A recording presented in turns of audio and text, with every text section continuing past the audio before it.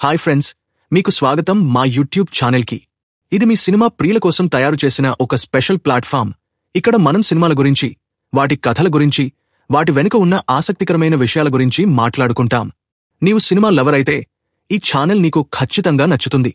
కాబట్టి ఇంకా ఆలస్యం చేయకుండా ఈరోజు వీడియోలో మనం మాట్లాడబోయే సినిమా గురించి చూద్దాం. ఇది ఒక సినిమా. ఇది విడుదలైనప్పుడు బాక్స్ ఆఫీస్ వద్ద పెద్దగా ఆడలేదు, కాని సంవత్సరాల తర్వాత కల్ట్ స్టేటస్ సంపాదించుకుంది. అదే ఆరెంజ్. డైరెక్టర్ భాస్కర్ గారి ఒక అద్భుతమైన సృష్టి. మీరు ఈ వీడియో చూస్తున్నట్లయితే లైక్ బటన్ని ప్రెస్ చేయడం మర్చిపోవద్దు. మరియు మీరు మా ఛానల్కి కొత్తగా వచ్చిన వాళ్ళైతే సబ్స్క్రైబ్ చేసి బెల్ నోటిఫికేషన్ ఆన్ చేయండి, ఎందుకంటే మేము ఇలాంటి ఆసక్తికరమైన కంటెంట్ని ప్రతివారం తీసుకొస్తాం.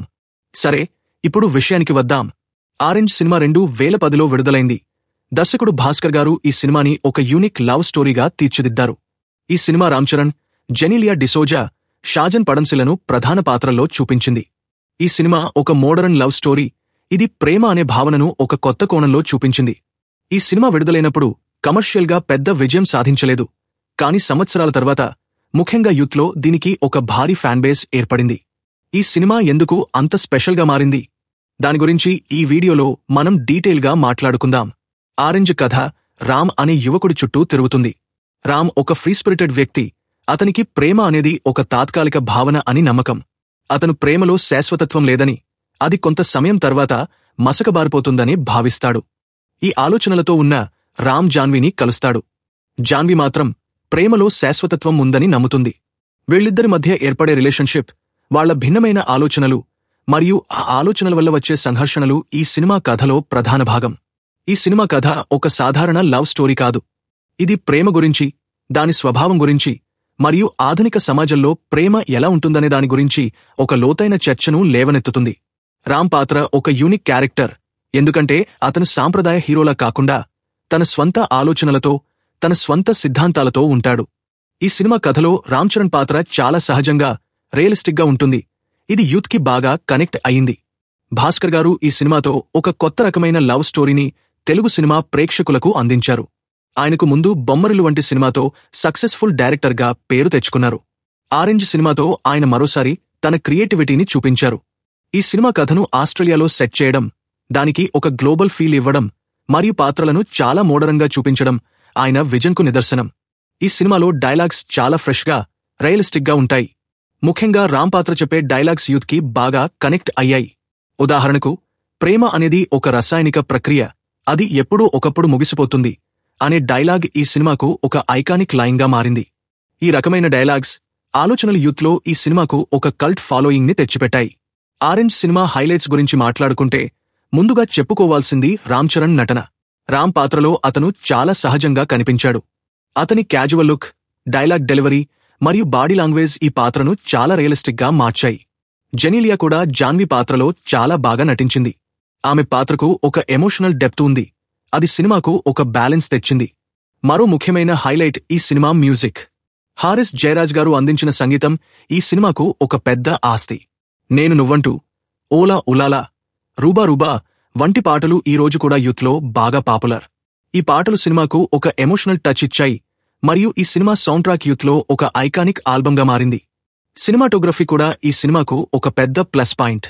ఆస్ట్రేలియాలోని అందమైన లొకేషన్స్, రంగురంగుల విజువల్స్ సినిమాకు ఒక ఫ్రెష్ ఫీల్ ఇచ్చాయి.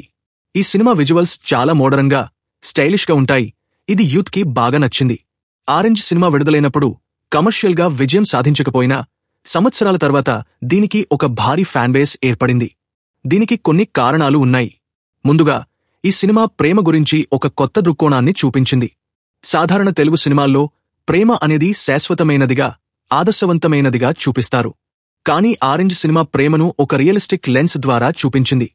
రామ్ పాత్ర ఆలోచనలు, అతని సిద్ధాంతాలు యూత్కి బాగా కనెక్ట్ అయ్యాయి, ఎందుకంటే చాలామంది యువత ప్రేమ గురించి, రిలేషన్షిప్ల గురించి ఇలాంటి ఆలోచనలు కలిగి ఉంటారు. రెండవది, ఈ సినిమా డైలాగ్స్ మరియు సంగీతం.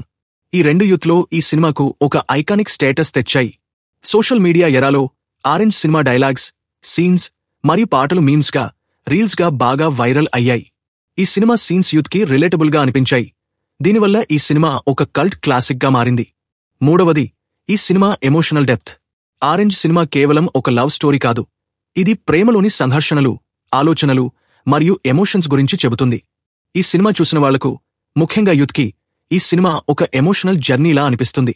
అయితే ఆరెంజ్ సినిమాకు కొన్ని విమర్శలు కూడా ఎదురయ్యాయి. కొందరు ఈ సినిమా కథను చాలా స్లోగా ఉందని, కొన్ని సీన్స్ డ్రాగ్ అయ్యాయని భావించారు. సినిమా క్లైమాక్స్ కూడా కొంతమందికి కన్ఫ్యూజింగ్గా అనిపించింది. ఈ సినిమా కమర్షియల్గా విజయం సాధించకపోవడానికి ఈ లోపాలు కూడా ఒక కారణం కావచ్చు. అయినా ఈ లోపాలు ఈ సినిమా యొక్క ఎమోషనల్ ఇంపాక్ట్ని, దాని కల్ట్ స్టేటస్ని తగ్గించలేదు.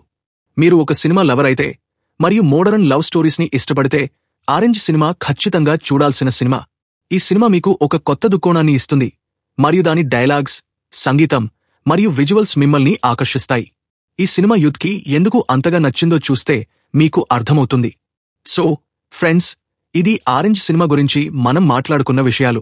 ఈ సినిమా ఒక కల్ట్ క్లాసిక్గా ఎలా మారింది, దాని హైలైట్స్ ఏమిటి మరియు దాని లోపాలు ఏమిటి అనే విషయాలను మనం చర్చించాం. మీకు ఈ సినిమా చూసారా?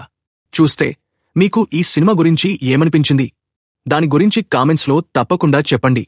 మీకు ఈ వీడియో నచ్చితే లైక్ చేయడం మర్చిపోవద్దు మరియు మీ ఫ్రెండ్స్తో షేర్ చేయండి. మా ఛానల్లో ఇలాంటి ఆసక్తికరమైన వీడియోస్ కోసం సబ్స్క్రైబ్ చేయండి మరియు బెల్ నోటిఫికేషన్ ఆన్ చేయండి. తదుపరి వీడియోలో మనం మరో ఆసక్తికరమైన సినిమా గురించి మాట్లాడుకుందాం. అప్పటి వరకు stay tuned, stay cinematic. By by.